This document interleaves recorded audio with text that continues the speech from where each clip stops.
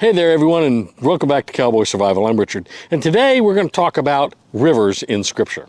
So, in Exodus 31, we see Jacob crossing the river Euphrates when he leaves his father-in-law Laban to pursue a new life.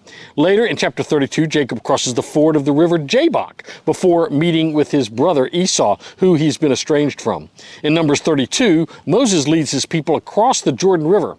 Then in 2 Samuel, David is warned not to spend the night at the wilderness ford of the Jordan, but rather to cross over to avoid being destroyed during the night.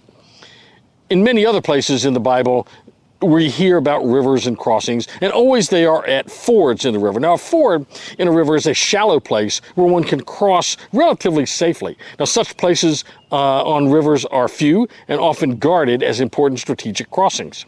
Now, in addition, rivers often mark boundaries between lands or peoples.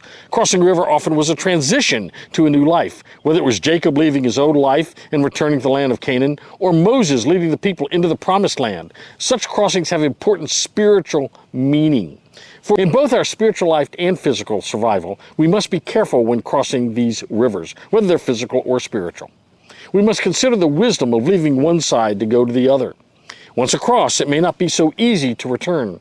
And we must recognize that having crossed, our lives may change dramatically. The crossing itself may signify the willingness and courage to meet a challenge. When the goal is on the other side, we may have to face our fears of the unknown in order to achieve that goal. Be careful and thoughtful with the rivers you cross. Scout out what lies on the other side. Be bold and decisive when you decide to make the crossing. Choose a safe place, lest you be swept up in the swift and deep waters. And once across, be confident in your choice. Don't second guess what you've done, but forge ahead. Remember, stay strong, stay prepared, and have a blessed day. We'll see you real soon right here on Cowboy Survival.